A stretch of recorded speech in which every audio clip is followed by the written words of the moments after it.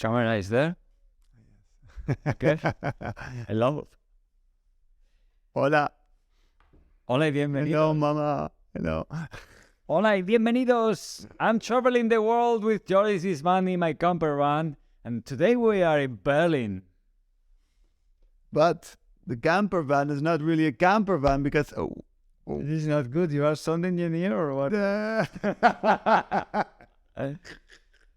Okay, so the camper van is not really a camper van. The camper van is my living room that we transformed into a professional YouTube studio. YouTuber studio. YouTuber Pro. Well, this is gonna be the first of many episodes of me entering the podcasting world, and I'm gonna invite some really nice people. But the very first episode, I have the one and only. Please look at him very well. It is Carl Roda, aka Carl Roda.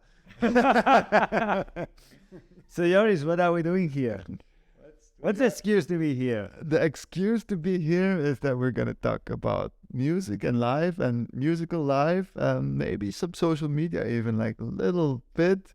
Okay, The necessary evil bit. I'm into it.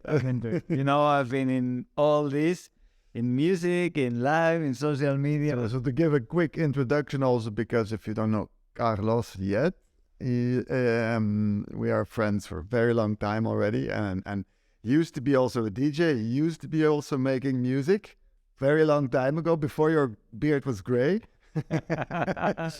before you still had hair back then. My hair's gone. We still had hair back then, and we started to make music together, became really good friends. But at a certain point, Carlos went professional into the business, online business mainly. Online business, doing also online social media, training people to be the best entrepreneur they can be. And he introduced me also to the wonderful world of turning your living room into a YouTube studio. You should have seen this before. It's nothing to do. The lights are magic. That sounds great. So, what is about this podcast that you're gonna start doing? Joris, who are you gonna invite? Do you have any plans? What are you gonna talk about? I cannot talk about, but it's gonna be you. Hey. No, I'm gonna invite some friends and some fellow artists that I admire, maybe even people from other fields. Who knows? It's the first episode. It's like you already somebody from a different field. So it can be really interesting to see which people I get over. I will not do it from this living room, by the way. I want to do it from a studio. So I can get also sometimes maybe some studio nerds over, maybe some social media gurus, maybe some industry professionals. I'm just thinking out loud right now. So I didn't give it so much thought yet, but I think we can find, I mean, I live in Berlin. So in Berlin, we have so many industry professionals. We have club owners, we have bookers, we have musicians, we have performers, we have everything condensed in the city. And I'm living here now for 10 years. So in this 10 years, I kind of built up a little network. That said, there are also many artists traveling to Berlin. So it's maybe also a really nice thing to connect with many artists and to hear their story. I don't know. Maybe Invite them in my studio. Maybe you will become the #1 podcast for DJs, producers, and music artists over the world. Maybe, and if not, I just can do and have fun with it. Maybe That's so nice, so nice. Oh, so we don't need to put up you. When are we starting? We need a date. Works like this. We need a date. Oh, Now we are live here, so yeah, but now you blindsided me. I don't know. I didn't. We need about a date. We need a date. I didn't think When about the 1st of May? First week of May. The first week of May. Sounds good, no? Let me show my agenda. First week of May. First week of May. Yeah, deal?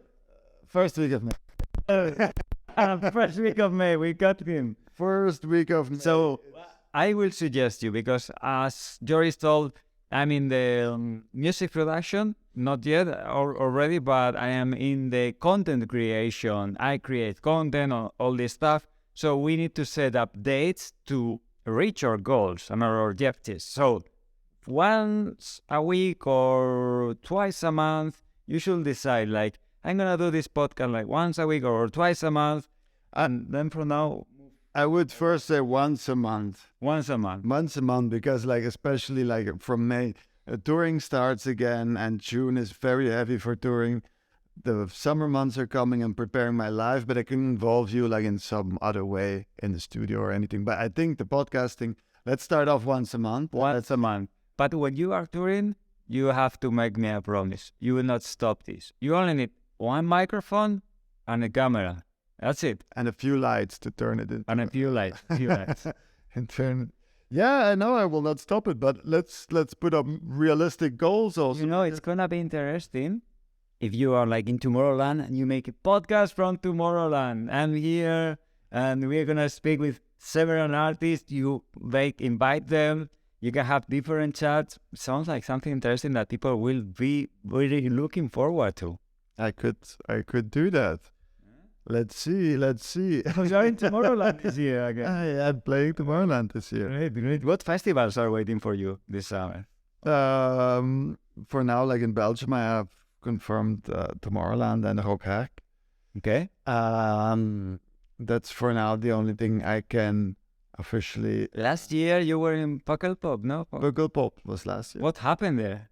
Yeah, Pukkelpop was a beautiful festival, but I had like some technical problems, and especially for Pukkelpop, like I think it was like must have been like my biggest audience so far, especially for the live.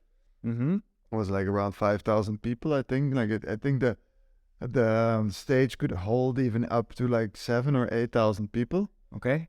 And well, I take over from the other DJ, and like on big festival productions like this, it's very, very strict time. So I played from 6 till 7 or 5 till 6. I don't remember. It's like really like, okay, you have this 1 hour and it's like counted by the second. So, okay, 5 down, DJ stops, and then Beastman starts, and Beastman starts. 5, but 4, 3, 2, 1. And there was no sound.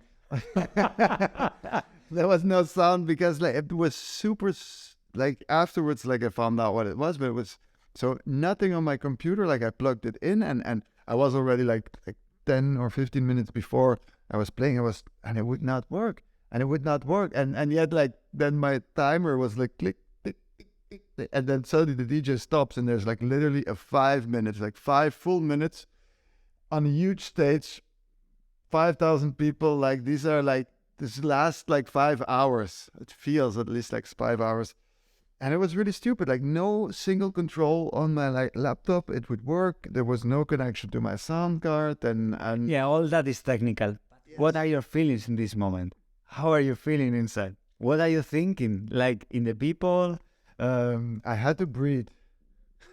You breathe deep? You meditate, right? I meditated, but I had to really, okay, like really go very pragmatic. What could be the problem here? And like after rebooting like my computer like for 4 or 5 times and starting over, and then suddenly it worked out. And the funny thing is was just like a USB problem, like which never ever occurred. I did the sound check, I did everything, it was perfect, working perfect, and it never occurred. And ever since that day, there is a specific thing that occurs, and I don't know what it is.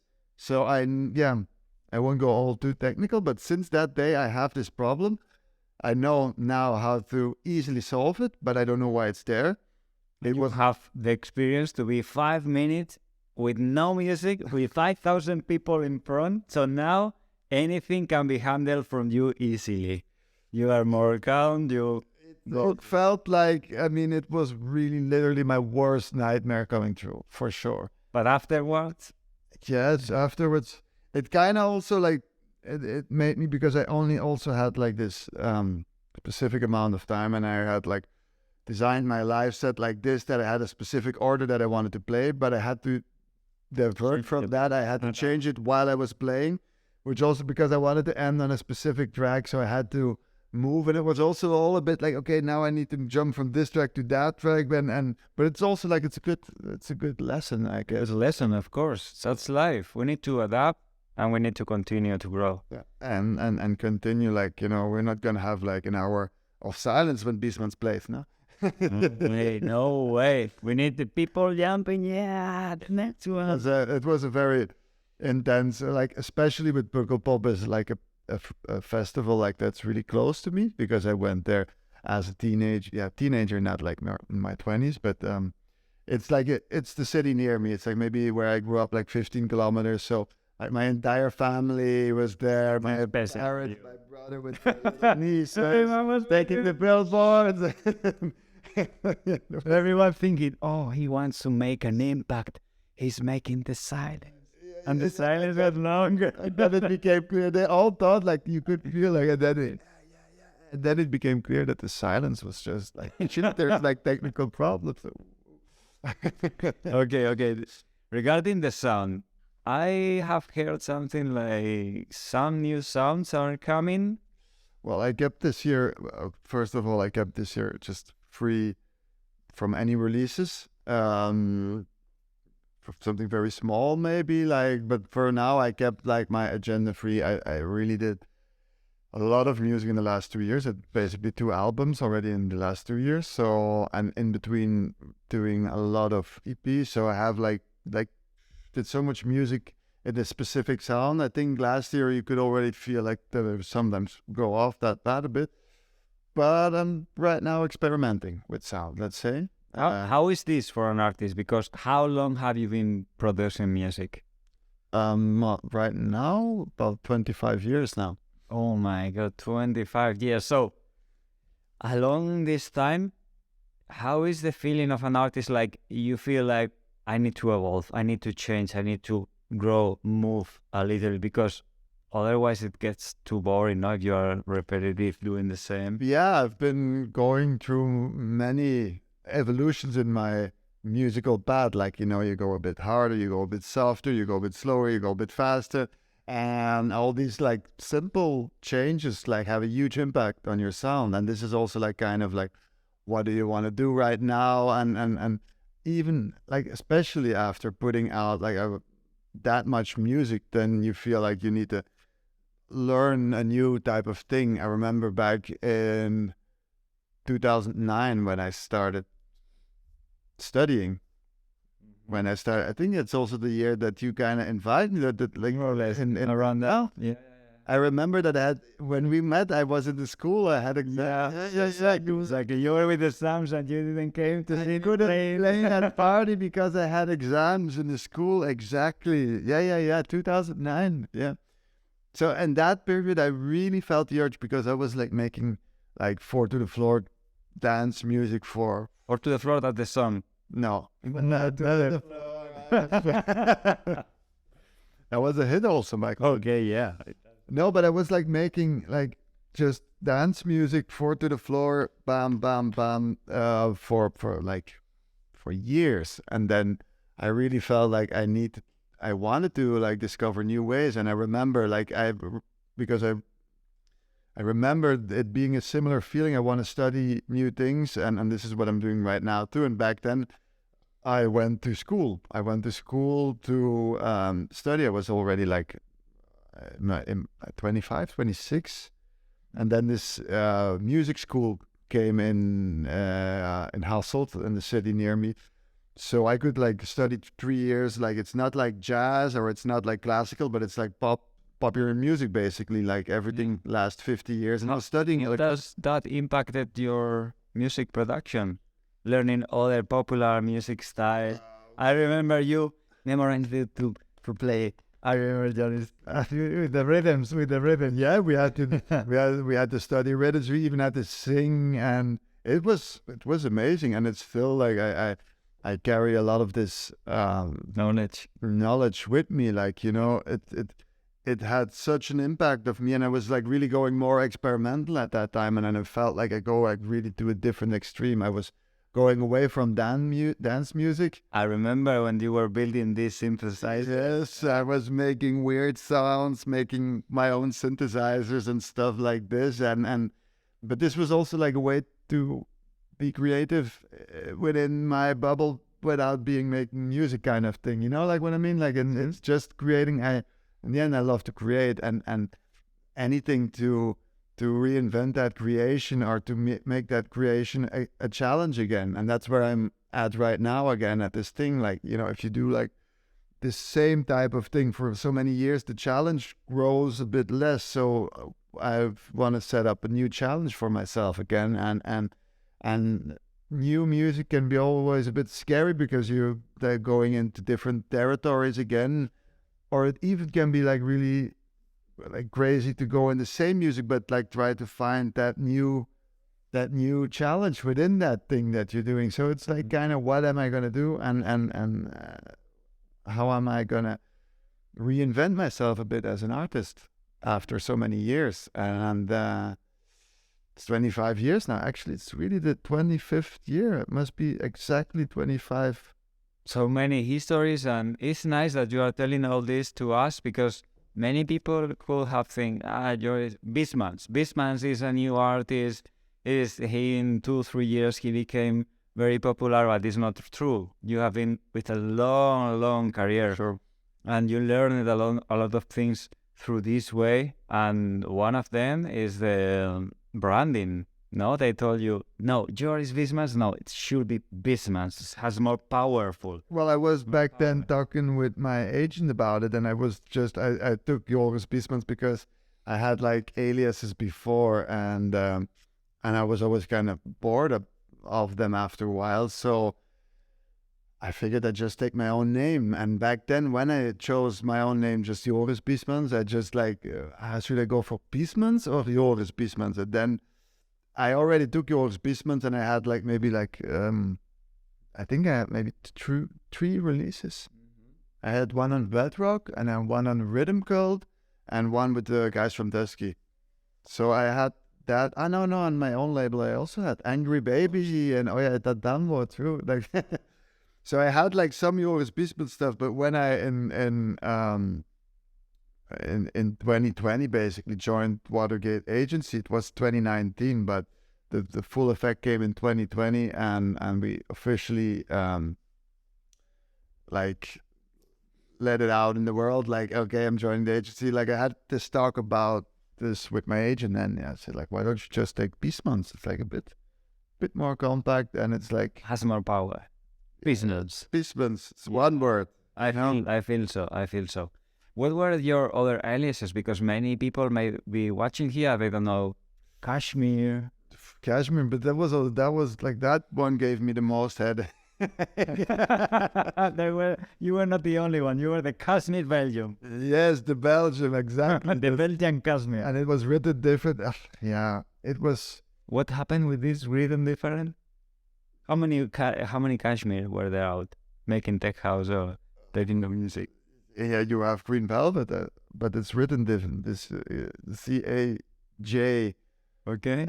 Mir, and then you have me with CASH, Cashmere, you know, like kind of like the silk, and yeah, let's not go there. But why did you? I had another one, a nice one. The previous. Ben Leon, I always like, because my full name is Joris Benny Ilian, like my godmother and my godfather, kind of like, it's like, I don't know why I have 3 names, nobody ever called me with the other, but that kind of like Ben Leon worked for me kind of in that time. That was also like way back, and I discarded that one also because I felt like moving to a different sound and get like many artists do, like a fresh start, and sometimes you save up and you have like some back catalog music that you're not.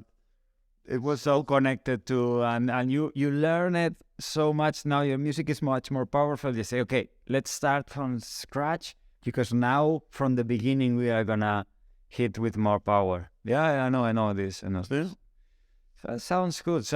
So I am looking forward to know what is going to happen 2023 with Bismans playing music, and of course the trending nowadays artificial intelligence. Yeah. Is Going there.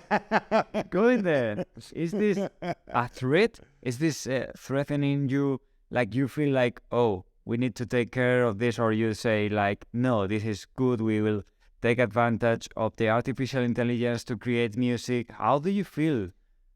It's happening. Double Side of the double side. I'm a bit like, yeah, I find it a bit scary, of course. But it will be there, and we will have to adapt to it. We will have to find kind of a way to implement it in our creative process, I guess. You think it's gonna replace real human DJs, artists, music producers? What you do not know yet is that I'm a robot. You can open me here. I am not British. I am the artificial. You can enable here. Plug in the USB. Okay. No, I don't know. Like it will replace many tasks, but in the end, You already use it, I think. I use ChatGPT. ChatGPT to write lyrics. You can write, but I never implemented it yet. I know. No, It's lyrics. I never used, but it was like I just like made in the winter. I showed my girlfriend Elaine like, look what. Let's make a song about the sauna, that I love to go to the sauna in the winter in Berlin, because it's always so easy. It's also fast dark, and it's cold and rainy, and it made me like a beautiful song, but I never made. Okay. It never came to a good end. No, but I can see its potential, of course. I can see potential that it can take over many tasks that I cannot do. Many plugins for making music, or like when it goes very technical, they already implemented AI. So it's already there. You have mastering tools like Lander. It's like many labels use Lander. It's like online master artificial. How do you feel this online mastering automatic versus an analog mastering with an engineer with a lungs? Well, Do you feel the difference in the sound? I don't know. Honestly, I have not tried this Lander thing, but I know it's good. I have not tried it personally, but I hear many good things. If I can support a human in the industry, it's of course also a nice feeling to support. Like, I know it's very cheap. They make it like I think a subscription for it's very cheap. I'm not affiliated by. I mean, it's always good for cheaper. newcomers. They want to have a push in their sound, and they pay these subscriptions. It's really it's cheaper, yeah. But I also like to support humans in this thing, and you know, like just like me, like as an artist, I would like to feel support from my fans, or to make a living out of this. Like, this is how I also feel about somebody else. So For me, to be honest, the mixing engineer and the master engineer are artists, are another part of this role. Unfortunately, not everyone can say I'm the music producer, because music production is one thing, the production, the creation of the track. The mixing is another skill that you need to know, because you know how important is the mixing. A good mix versus a bad mix can have a really impact in the output. But with especially with mixing, you go also in territory where it's like mixing can be like a very, very mathematical thing.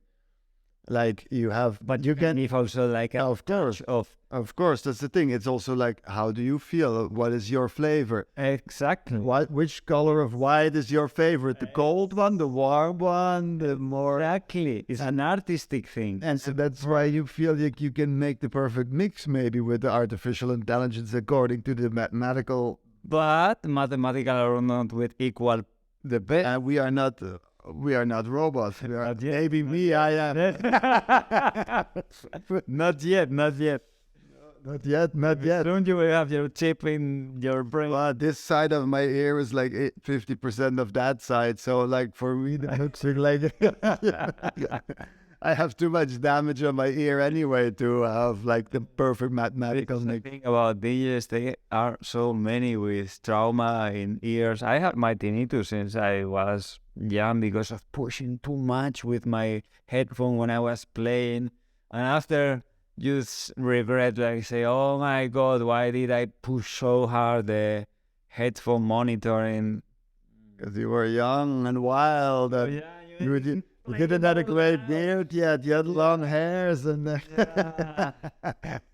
Yeah, you want to be cool with a loud sound system. They're making rave parties. I was playing loud too, and I kind of still play loud, but I also use earplugs. I mean, Earplugs are a must. I told you yesterday. For me, I can't go in a club without my earplugs. it's for me also like the custom made at least. Yeah, Not the like custom, just any- custom made. But I can talk much better, and I can, especially when things get loud, even if it's like in this living room and I would have like 10, 15 people talking, it's for me really hard to. I would like to point this to your audience, Joris, because for anyone clubbing hard, or if you're a music producer or DJ or whatever, try these earplugs because they are magic. It's not that they will mute the music; they will like put it down. It's like you get the volume, and It's linear. It's linear, so you have like Yeah. 15 degrees linear down. make it down, but you keep with all the frequencies, everything. Just make the volume down, so it's perfect.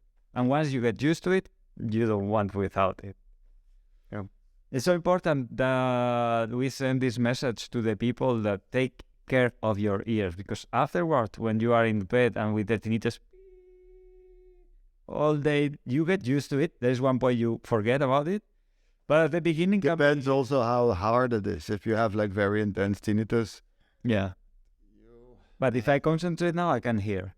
yeah. If I don't, I don't. No. I got also very used to it. Like, yeah, I think. But it's good to send a message that take care of your ears. Yeah. Take care. But the ones that you get in the clubs usually are, they make the sound just shit, and they go like they put like as if you were under like with a helmet on or something. You know? It feels like, especially if you're not used to wearing earplugs, it's like you're like, wait up. It's like there's no, the transmission of the sound is lost because you lose already like a lot of the high frequencies. Usually Yeah, Get but the you mean phone- this phone? this foam, wow, But these phone ones are very. these are not so good. No, Also, I had a very bad experience with this phone once. I told you. no. I was flying to New York, and I say, okay, I'm gonna put for the ear. The aeroplanes sometimes are very loud. Yes, Especially very loud. you are close to the wing with the motors. It's like very loud. So I say, I will put my earplugs. One thing that is not recommended in aeroplanes, making these earplugs. And this foam, I make it like, okay, I'm gonna make deep. And I had a little bit of wax, and I put all the wax through the end of my ears. And when I took this foam earplugs, I was like, no, I still can't hear nothing. I had this thing, and it was for 1 week completely deaf. I could not listen. I say like, speak me. I've never heard that. story. No, I was in Toronto. I was checking. I was in New York. You went to a doctor? Yeah, several doctors there. And if you go to the States, have a good insurance, because visit to the doctor was first he came to visit me to where I was staying. €600 this visit, one unique visit. It was paid by insurance, but yeah, it's so expensive, In New York, imagine New York, doctor is coming to visit you home, like $600. $600, and I should be doctor in New York. and it was completely booked. I was like, please, I need, and he came and he said, I can't do nothing. You need to put drops to make it soft. And I was like, Yeah, I had those. at the end, boom, out, and I could hear. After 1 week, it was like magic. Like, oh my ears came back.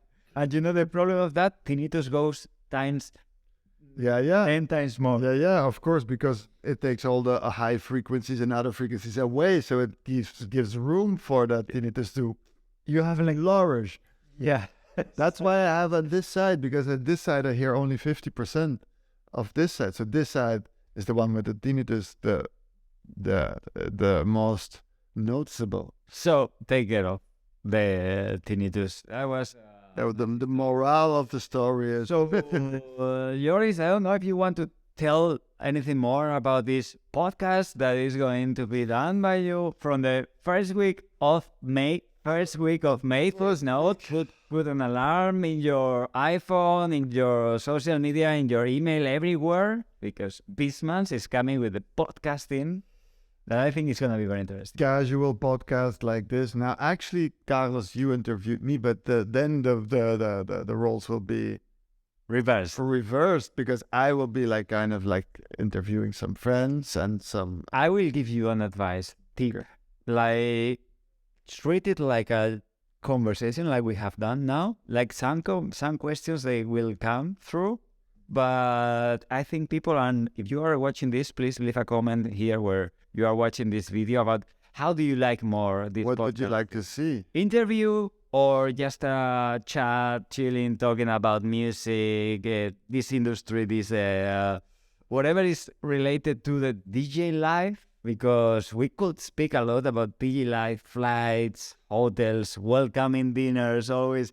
Bisman, yeah, let's go to the hotel, let's go to the dinner, let's go to the club, let's party. This is DJ life, huh? Everyone thinks like it's so fun, but after also has one part, like traveling from one place to another, taking several airplanes, missing airplanes, delayed in the airport. Oh, that's the annoying thing, but you cannot go to the good part without the bad part. And I love to perform. It's also a beautiful thing. You can create music, you can perform for people, which is amazing.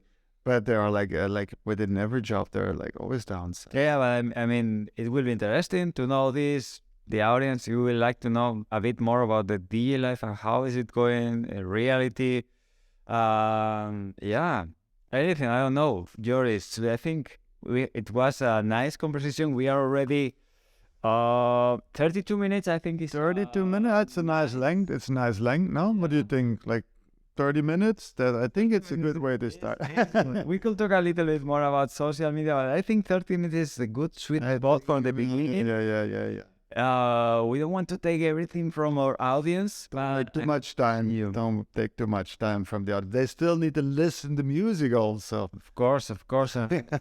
I will love people to subscribe to Joris' newsletter. You can go to bsmns.com and subscribe to his newsletter to keep updated about all these changes, podcasting, gigs, releases, merchandise, my YouTube channel, social media, or Joris' YouTube channel, which we need to find out. Or you are watching this here, so subscribe. Yeah. Or if you are watching in Instagram, subscribe to Instagram. Anywhere where you are watching this, because now social media is YouTube, Instagram, Facebook, TikTok also. TikTok. I'm gonna come hard on TikTok.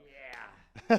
Because I'm the TikToker. You're gonna give me the advice. He's the TikToker pro, so he's gonna give me all his TikTok knowledge, and I'm gonna try to make the most beautiful content and interesting. Rocket. Rocket. Yes. Yeah. So, Carnal. It's a pleasure to be in your Thank you. coming opening podcast. Yes. It lose the virginity. How do you feel now? You feel like a real man now. Really? I feel like a real man now. That's good. Thank you very much for having me with you. It was a pleasure, Canal. See you. Ciao. Ciao. That's good.